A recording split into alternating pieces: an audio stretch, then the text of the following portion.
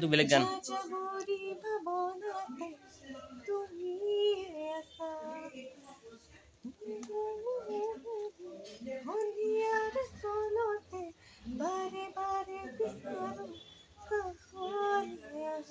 বঢ়িয়া বঢ়িয়া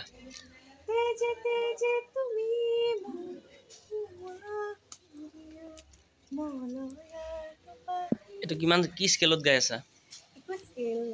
এতিয়া তুমি এটা ভূপেন্দ্ৰ সংগীত গোৱা যি জানা সিহঁতে গম পাব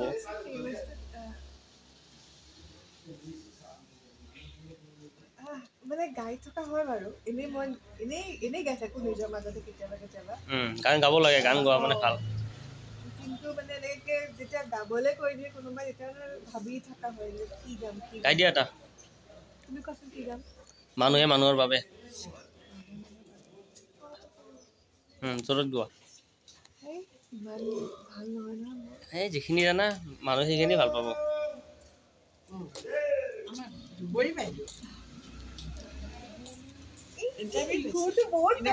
গান গান গান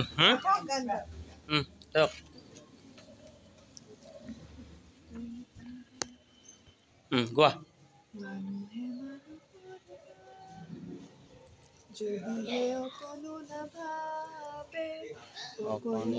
সহানুভূতিৰে ভাবিব কোনেনো কোৱা সমনীয়া বঢ়িয়া বঢ়িয়া ধুনীয়া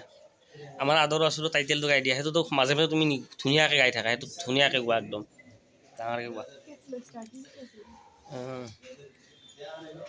মই পাৰি গৈছোঁ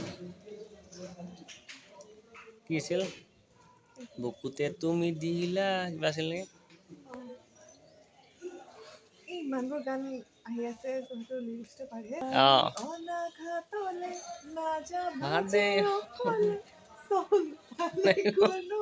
বঢ়িয়া বঢ়িয়া আজি মানে আমাৰ গানৰে সমাহাৰ গানটো মানে গাই থকা হয় মানে শুনিলে অলপ গুণগুণাই থাকোঁ কিন্তু গানৰ মানে লিৰিক্স একদম ভুলকে গাওঁ আৰু গোটেই গানটো একদম মনত নাথাকে এনেই নিজৰ কাৰণে এনে কিবা কিবি গুণগুণাই থাকোঁ সেইকাৰণে গোটেইটো গান আৰু মনত ৰাখিব মানে নোৱাৰি ফটকে আৰু মানে তেনেকে গোৱাও নহয়তো মনত থকা সেইকাৰণে অলপ অলপ কিবা কিবি গান বঢ়িয়া মানুহ চাই ভাল পাব আজি তোমাৰ গান এক্টিঙৰ বাহিৰে যি তুমি যি গানো গোৱা ইমান বেয়া গান গাওঁ এই নহয় ভালে গাইছা মই জানো মই বেয়াকে গান গাওঁ এই নহয় মই নিজৰ কাৰণে গাওঁ সেইকাৰণে চলি যায় আৰু চলি যায় এইখিনি হৈ যায় মানুহ হিচাপে এইখিনি অলপ চলপ গান গাব পাৰিলে হয় হ'ব দিয়া বঢ়িয়া এটা দুটামান প্ৰশ্ন লৈ আহিছোঁ আমিতো এক্টিং লাইনৰে প্ৰশ্ন সুধিম প্ৰথম অসমীয়া বোলছবিখনৰ নাম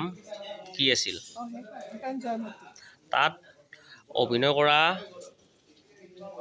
এক্ট্ৰেছগৰাকীৰ নাম কোৱা আইদেউ সন্দিকৈ সম্পূৰ্ণ শুদ্ধ উত্তৰ হৈছে ভ্ৰাম্যমাণৰ জনক কোন হা সম্পূৰ্ণ শুদ্ধ উত্তৰ এইটো কেনেকৈ গম পালা তুমি সহযোগ কৰিছে মানুহে আৰু শুনি শুনি ডিছকাশ্যন হৈ থাকে আমাৰ শ্বুটিং ছেটত তেনেকৈ গম পাইছোঁ বাকী কিছুমান আগতে পঢ়িছোঁ কিতাপত পঢ়িছোঁ আৰু এই বিষয়ে কথা পতাও হয় ন শ্বুটিঙৰ মাজে মাজে জয়মতীক ক'ত শাস্তি দিয়া হৈছিল কোন ঠাইত জয়মতীক শাস্তি দিয়া হৈছিল জয়মতীৰ হাজবেণ্ডৰ নাম কি আছিল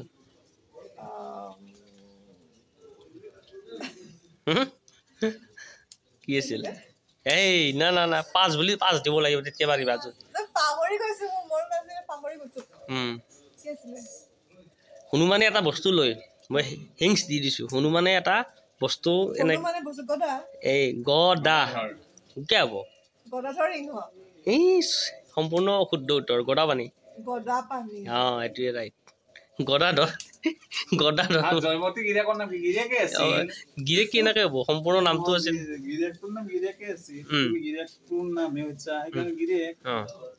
এতিয়া সুধিম মই তোমাৰ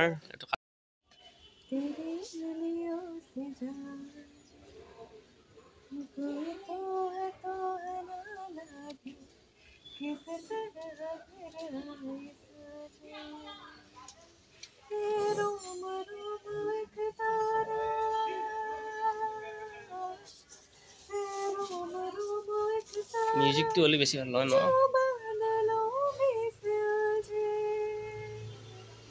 ये जो मोह मोह की बात तेरे उंगलियों से जाए, कोई तो है रात किसी तरह लग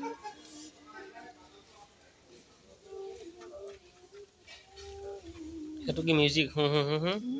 নিজে গানা নিজে বুজি এইটো শ্ল' ম'চনৰ মিউজিক तू होगा जरा पागल तूने मुझको चुना तू दिन सा मेरा काना दूर मिल जाए शामों की तरह ये जो मोह मोह की डाली বঢ়িয়া বঢ়িয়া तेरी उंगलियों से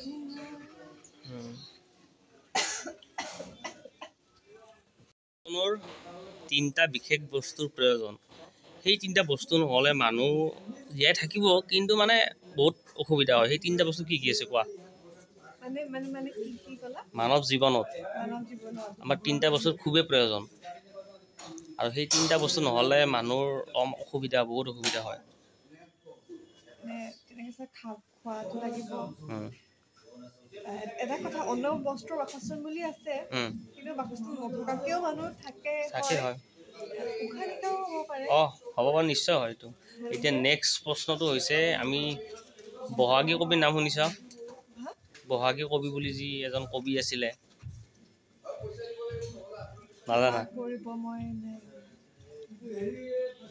পাহৰিছোঁ চাগে। ৰঘুনাথ চৌধুৰী ৰঘুনাথ চৌধুৰী অঁ ভাগী কবি প্ৰথম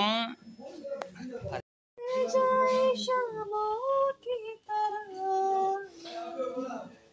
ये जो मोह मोह की डाली तेरी उंगलियों से जाए कोई तो है रात